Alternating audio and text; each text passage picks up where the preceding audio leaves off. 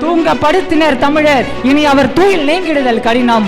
உயிர் வாங்க புறப்படு பகை முன், உரையின் வாளை கையினில் எடடா.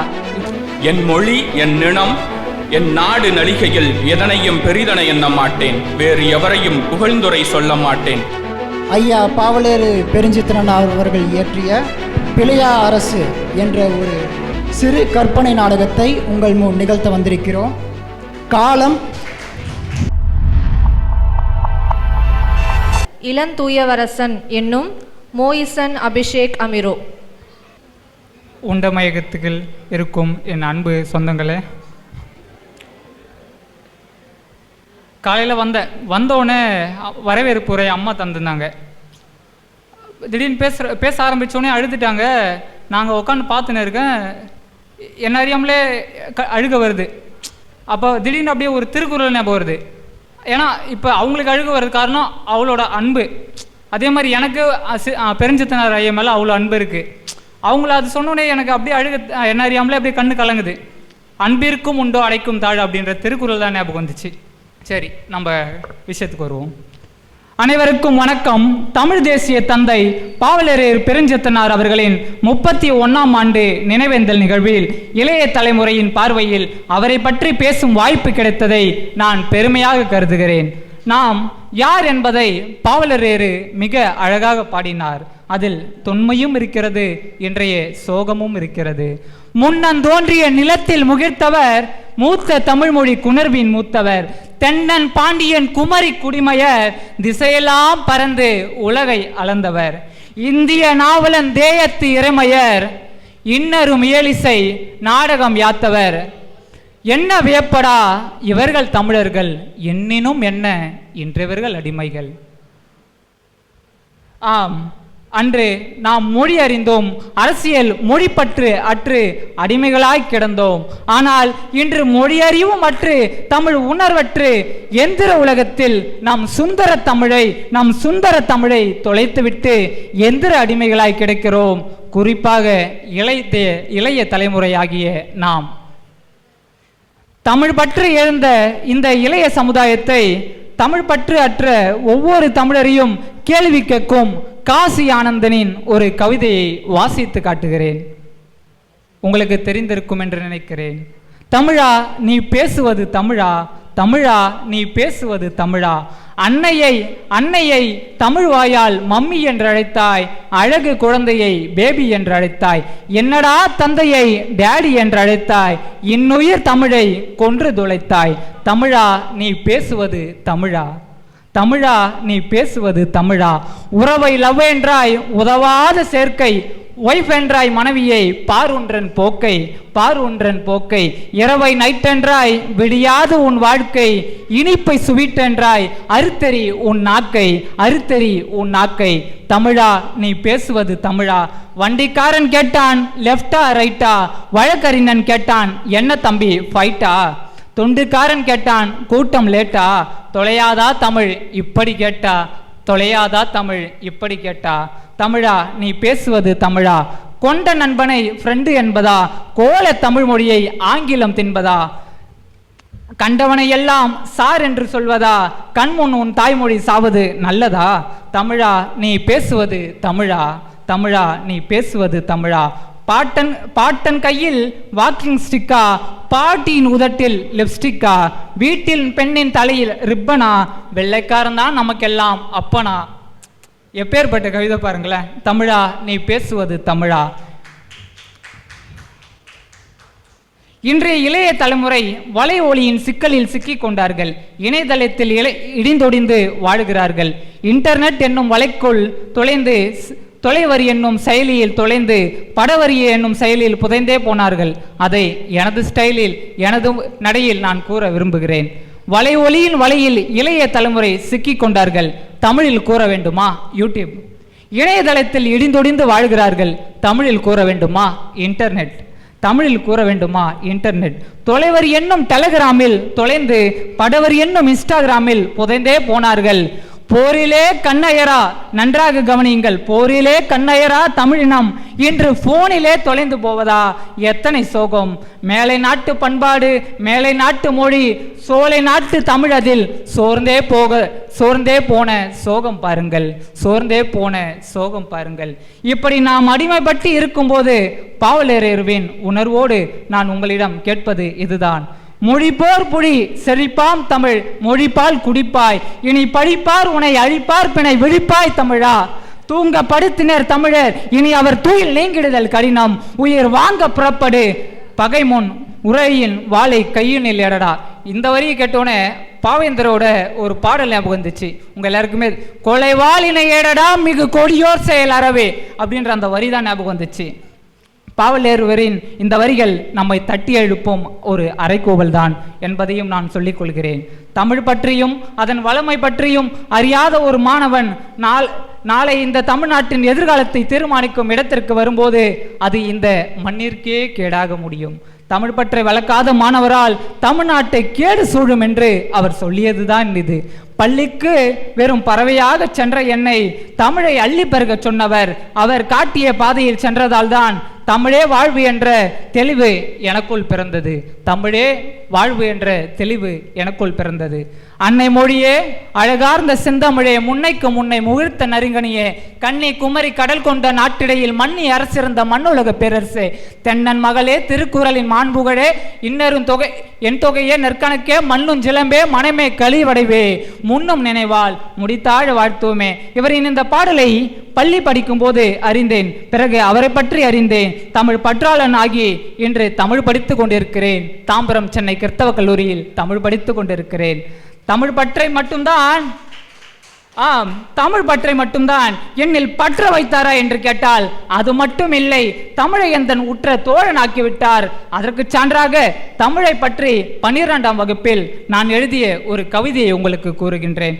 ஆங்காங்கே சங்கம் வைத்து இளம் மங்கை தமிழை கூடி வளர்த்தும் வேங்கடம் உச்சிதனில் கொடியேற்றி வளம் யாவும் கொண்ட என் அம்மை நீங்கா நான் நீடு புகழ் ஏந்திட ஏங்கி இன்முறும் என் மனங்கள் தங்க தரணி எங்கும் தமிழ் ஓங்கிட எங்கும் எழுதுகோள் பிடிக்கும் என் விரல்கள்.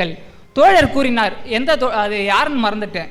எல்லோரும் வெண்பா இந்த மாதிரி பாக்கள் எழுதினா நல்லா இருக்கும் அப்படின்ட்டு. எனக்கு தெரிஞ்சு தோழர் கௌசல்யா அவர்கள் அப்படின்னு நினைக்கிறேன். ஆமாம், நான் ஒரு வெண்பா எழுதியிருக்கேன். அதை உங்களுக்காக, இதெல்லாமே பெருஞ்சித்தனார் அவரோட அதை படித்து அப்படியே எனக்குள்ளார வந்தது தான்.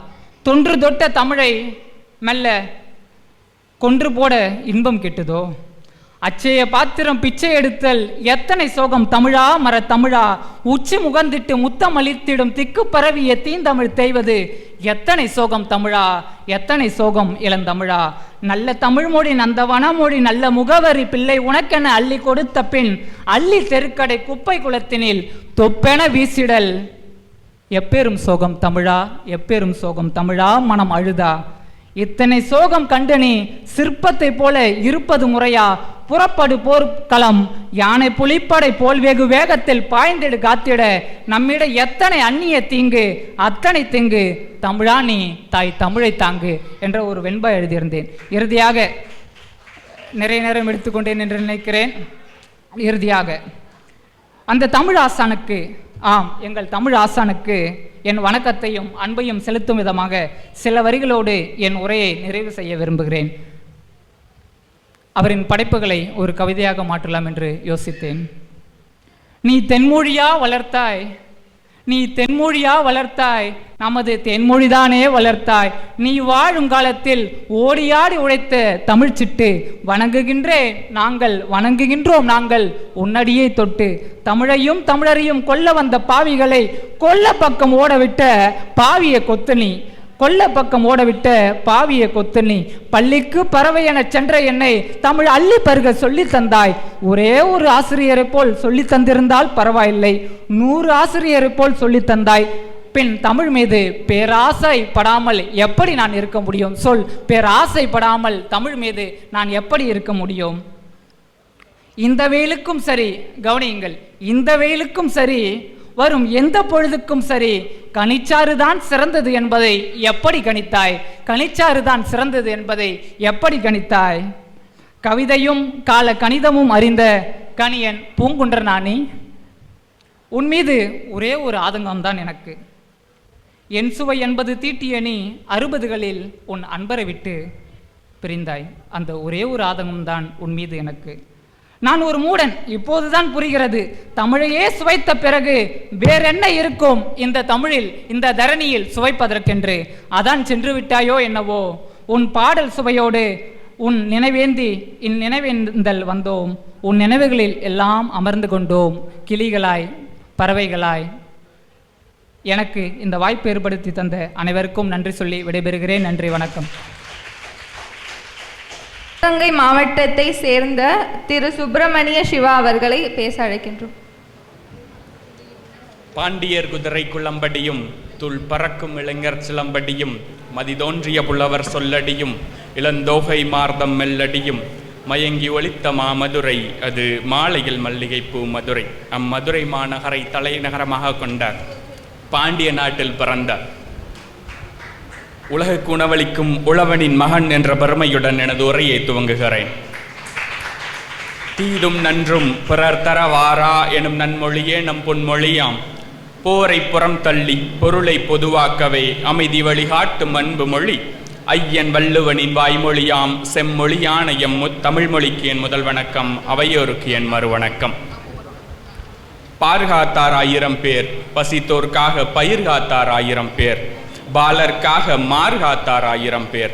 1000 பேர் வாழ்ந்த இந்நாட்டில் என் மனம் காத்த தமிழ் தாயின் மானம் காத்தவர்தான் அண்ணல் பெருஞ்சித்திரனார் அவர்கள். அவரை பற்றியே இங்கு உரையாற்ற வந்துள்ளேன்.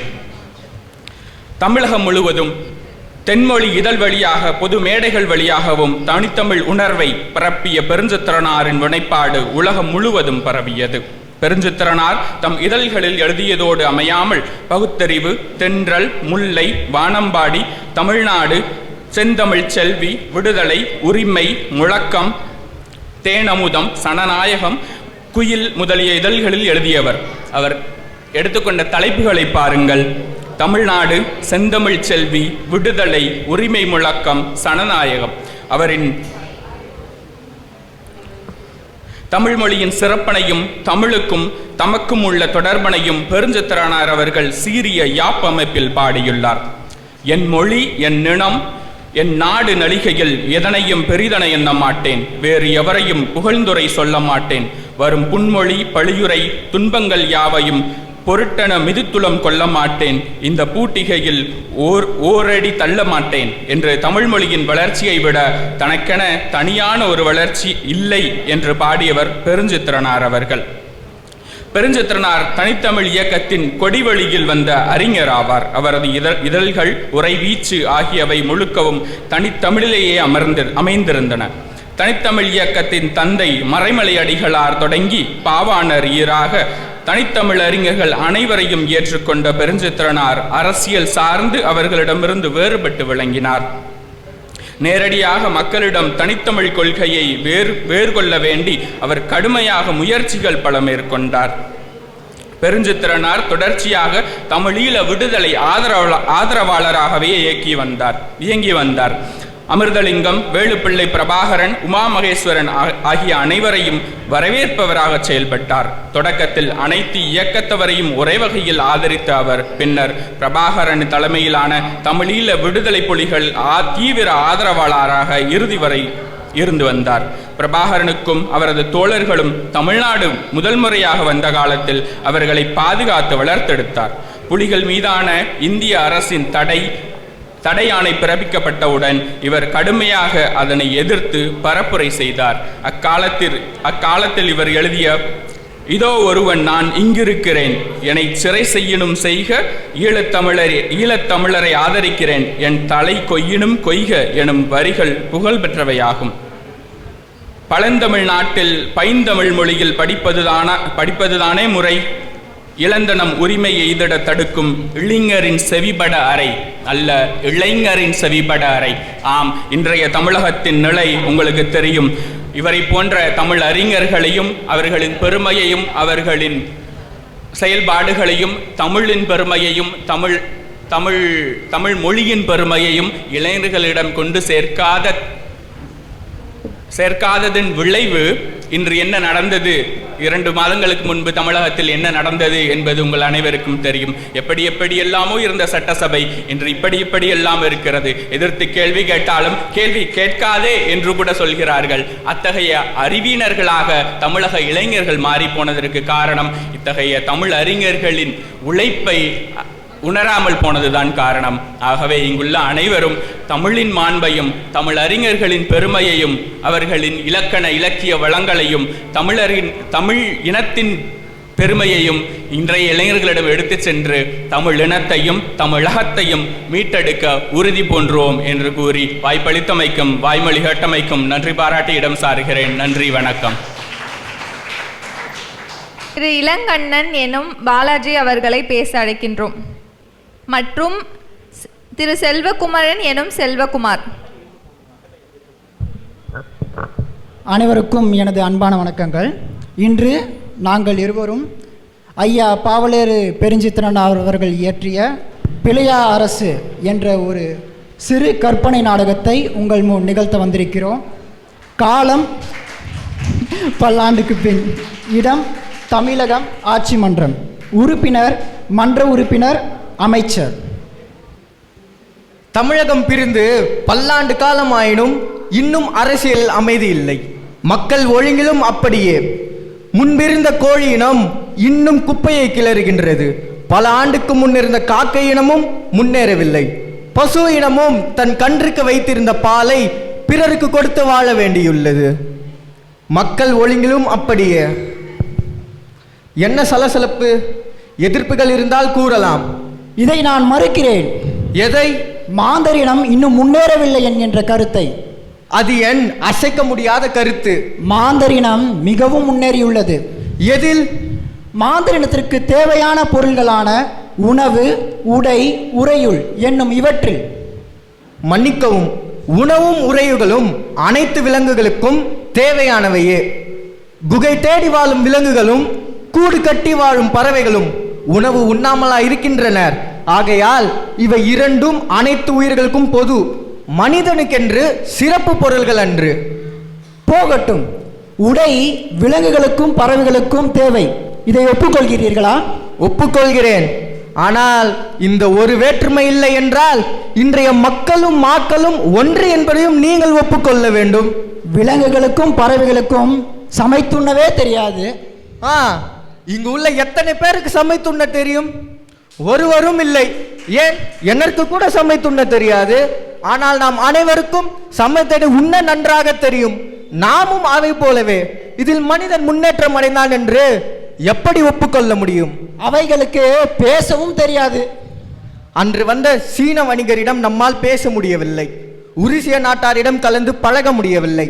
ஆனால் கன்று பேசுவதை பசுவும், பசு பேசுவதை காளையும் உணர முடியும். அவ்வளவு ஏன், இந்திய பசுவும் ஐரோப்பிய பசுவும் சேர்ந்து பேச முடியும். சீன காக்கையும் அமெரிக்க காக்கையும் சேர்ந்து அளவலாவ முடியும். அனைத்து உயிர்களும் பேசியே வாழ்கின்றன. நமக்கு அந்த மொழி தெரியாதபடியால் நாம் அவைகள் பேசுவதில்லை என்று கூறுகிறோம். அவைகளுக்கு பகுத்தறிவு இல்லை என்பதை நீங்கள் ஒப்புக்கொண்டே ஆக வேண்டும். பகுத்தறிவு என்றால் என்ன என்பதை இங்கு தெளிவுபடுத்த வேண்டுகின்றேன். ஐம்புலன் அறிவோடு நன்மை தீமைகளை உணரும் அறிவே பகுத்தறிவாகும். தீமை என்றறிந்தும் தீமையை செய்வது பகுத்தறிவு என்று கூறலாமா? கூறலாம். தீமையை தீமை என்று அறிவது பகுத்தறிவாகும். பசு எந்த தீமையை நன்மை என்று அறிந்து செய்கிறது? மாந்தனன்றோ எந்த தீமையை நன்மை என்று அறிந்து செய்கிறான்? அப்படி கேளுங்கள். அனைத்து உயிர்களுக்கும் நன்மை தீமை தெரியும். அனைத்து உயிர்களும் நன்மையே நாடுகின்றன. நெருப்பில் வீழ்ந்து மாளும் பூனைக்குட்டியையும் தற்கொலை செய்து கொள்ளும் ஆட்டுக்குட்டியும் நாம் கண்டதில்லை. ஆனால் மாந்தன் நச்சை நன்மை என்று கருதுகிறான். அட, விளக்கம் வேண்டும் தலைவரே. குடியால் வருவது கேடு, புகையால் இழப்பது நகை, கனவால் வருவது துன்பம், பொய்யால் விளைவது தீமை, கொலையால் நேர்வது அழிவு. இது அனைத்தையும் விலங்குகள் செய்வதில்லை, மாந்தனே செய்கின்றான். இதை மாந்தரில் எல்லோரும் செய்வதில்லை. அப்போது பலர் செய்வதை ஏன் இந்த சிலர் தடுக்கலை? அதற்கு அவர்கள் குற்றவாளிகளா? ஆம், இதுவும் விலங்கு செயலே. எப்படி? ஓர் உயிருக்கு ஏற்படும் துன்பத்தை மற்றொரு உயிர் தடுக்க வேண்டும். இல்லையெனில் அதுவும் விலங்கு செயலே. புலியால் உண்ணப்படும் ஆட்டை இன்னொரு ஆடு காப்பாற்றுவதில்லை அல்லவா? காப்பாற்ற முடியவில்லை என்றால் எப்படி அதை செய்ய முடியும்? அப்ப நீ மனிதன் செய்வானானால் அந்த ஆட்டையும் புலியையும் விட இவன் எப்படி உயர்ந்தவனாவான்? தலைவர் தமக்கு மக்கள் எல்லாம் ஆடு மாடுகளாகவே படுகின்றனர் போலும். நான் சொல்வதை கேளுங்கள். உணவில் முன்னேறுவது உழவர் முன்னேற்றம், உடையில் முன்னேறுவது நெய்வார் முன்னேற்றம், நகை நட்டுகளில் முன்னேறுவது தட்டார் முன்னேற்றம், அறிவியலில் முன்னேறுவது அறிவியல் அறிஞர்களின் முன்னேற்றம். இது போன்ற முன்னேற்றம் எல்லாம் ஒரு தனி மனிதரையோ அல்லது தொழிலாளர்கள் கூட்டத்திற்கோ உரிமையானதாகும். இதில் நம் முன்னேற்றம் எங்கு எதில் இருக்கின்றது? நீ உயர்ந்தவன் நான் தாழ்ந்தவன் என்ற கீழான எண்ணம் விலங்கிடமில்லை, நம்மிடம் உண்டு. நீ அழியவும் நான் வாழவும் என்று எண்ணுவது கீழ்மை, நீ உழைக்கவும் நான் உண்ணவும் என்று எண்ணுவது அதனினும் கீழ்மை. சாதி வழியாலோ சமய வழியாலோ யாரும் யாருக்கும் தாழ்ந்தவர் அல்ல. இதுதான் உண்மையான மாந்தன் முன்னேற்றம். நாம் அனைவரும் மாந்தரே, நாம் அனைவரும் உழைப்போம், அனைவரும் உண்போம், அனைவரும் வாழ்வோம். இதுதான் மக்களின் உண்மையான முன்னேற்றம். உடையிலோ உணவிலோ முன்னேறுவது முன்னேற்றம் அல்ல. இதை உணரும் மக்களே மக்கள், இதை பிளவ அரசே அரசு. அப்படிப்பட்ட அரசு இவ்வுலகில் எம்மூலையில் இருந்தாலும் அவற்றுக்கு தலை வணங்குகின்றோம். மன்றம் கலையட்டும். இந்த வாய்ப்பை அளித்தமைக்காக தமிழ் களத்திற்கு நன்றியை கூறி விடைபெறுகிறோம். நன்றி, வணக்கம். நன்றி, வணக்கம்.